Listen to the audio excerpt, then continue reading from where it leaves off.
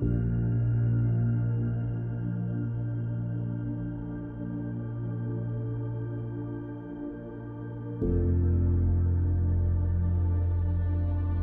friends, and welcome back to another episode of Navigating Wellness. Now, today's topic is a highly controversial topic, and it's not medical advice. This is me sharing with you my personal views and more of an invitation for you to do your own research, to dive into this rabbit hole. Yes, it is quite a rabbit hole to dive into, and it will open your eyes to a lot of different perspectives. And this is a very controversial topic. This is one of those topics that got my original YouTube channel a number of strikes, videos getting taken down, and it was during the peak of the COVID pandemic when YouTube was doing extreme amounts of censoring, unfortunately, because it was trying to push forward a certain narrative that was being monopolized by these pharma companies and the greater agenda at play. Now, like I said, I'm making this video to encourage open mind thinking when it comes to this, not to feed you my specific view, although some of that might come through in this video. However, this is an invitation for you to do your own research and come to your own conclusions.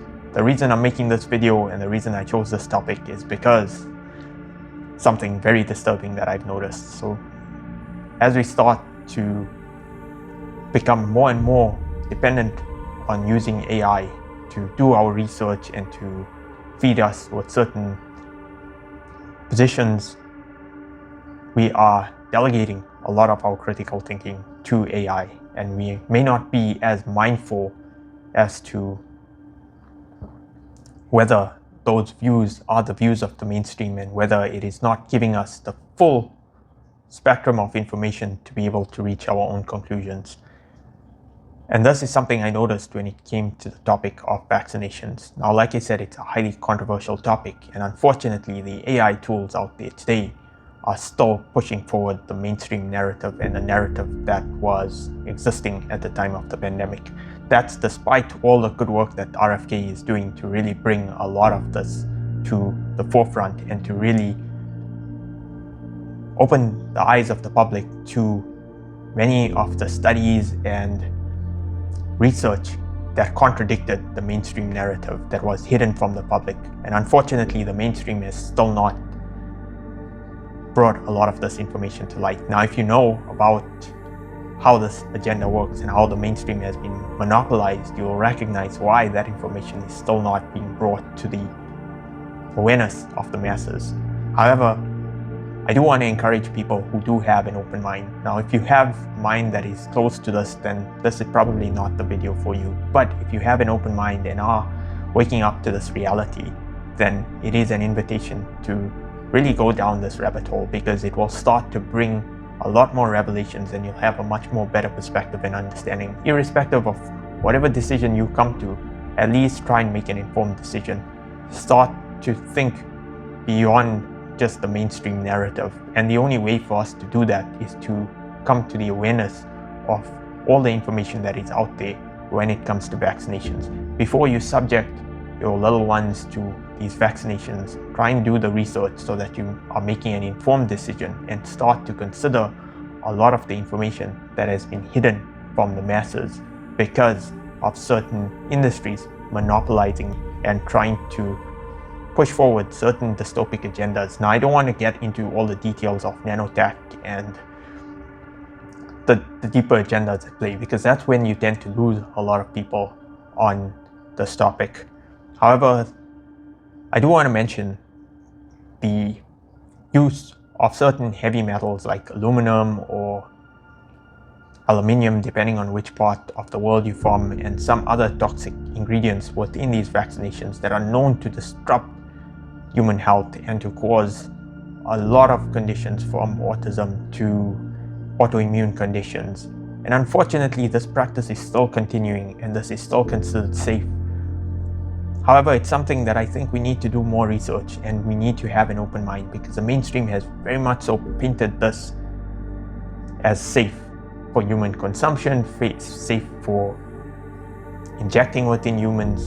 And unfortunately, when it comes to this, the mainstream is hiding a lot of the controversial data from the public, and something which I think needs to be given more attention to. And it's not just about the use of these ingredients in vaccinations, it's even in our foods that we are consuming.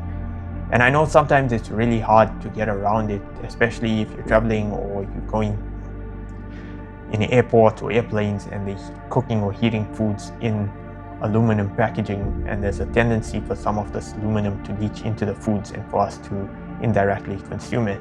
However, there are solutions and things that I've posted on my YouTube channel about doing heavy metal detoxes to try and eliminate a lot of this. And even if you don't do these heavy metal detoxes, it's about incorporating some of these foods to help support our bodies in the best way possible, and that is things like having cilantro, having things like wild blueberries, adding Atlantic dulse to your food so that we can assist our body in its ability to get rid of a lot of these heavy metals. There are many people that have experienced positive effects from using these heavy metal detox smoothies, and I'm sure you can do some research and you'll find that there's a lot of benefit to doing these regular types of detoxes and to safeguard ourselves as much as possible from this.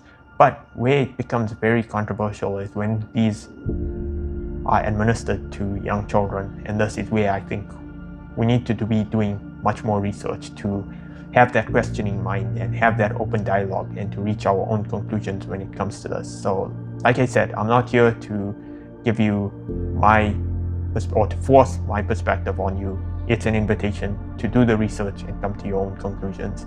As always, if any of this content resonates with you, please do drop your comments in the comment section below. I know it is a controversial topic and a sensitive topic, but as always, I hope this information has been helpful and informative and has served as an encouragement to do additional research, especially at a time when many are relying on AI to do the critical thinking for them. This is an invitation when it comes to these controversial topics to not rely on AI, to do your own research and to train your younger ones as well when it comes to certain things that concern your health, your overall well-being, and things that are generally of a more riskier nature. Don't solely rely on AI to give you certain opinions. We need to start doing our own critical thinking so that we can reach conclusions that are based on our best interest. So with that, thanks so much for watching, and I'll see you in my next video.